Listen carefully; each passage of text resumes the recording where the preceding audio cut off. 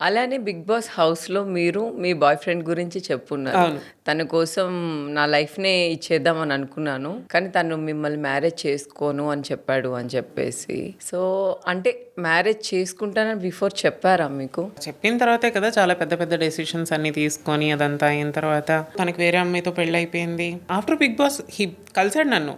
కలిసిన తర్వాత నేను నిన్ను చాలా మిస్ అవుతున్నాను. మళ్ళీ వీలైతే అదైతే అంటే ఈ డ్రామా అంతా ఇప్పుడొద్దు. నేను లోలో ఉండేటప్పుడు నువ్వు నాతో లేవు. నేను ఏడ్చి రోడ్ల మీద పిచ్చి కుక్కల వెంట పడినప్పుడు నువ్వు లేవు. ఇప్పుడు ఎందుకు పింకీ మీ హార్ట్ అంతా బ్రేక్ అయిపోవడానికి రీజన్స్ ఏంటి?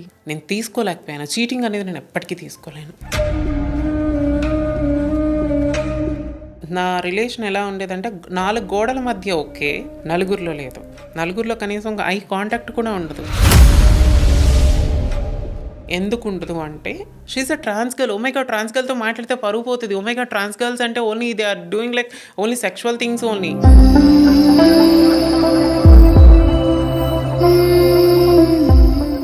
ఆర్ ఎల్స్ వాళ్ళతో ఉంటే they look very cheap, they behave like very cheap.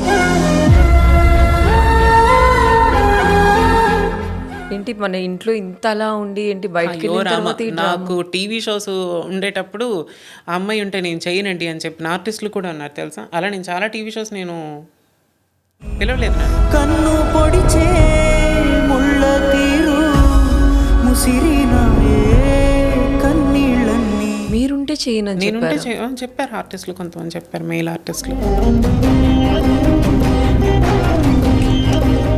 సినిమాల్లో కూడా ఎట్లా అంటే ఇప్పుడు ఏదైనా క్యారెక్టర్ ఇచ్చేటప్పుడు మీరు అంటే ఈ క్యారెక్టర్ అంటే ప్రియాంక గారు మీరు ట్రాన్స్ కదండి, అంటే లైక్ యు ఆర్ సంథింగ్ కదండి, ఇప్పుడు మిమ్మల్ని జనాలు అంటే ఆడియన్స్ లైక్ అమ్మాయిలాగా మిమ్మల్ని ఎలా చూస్తారు.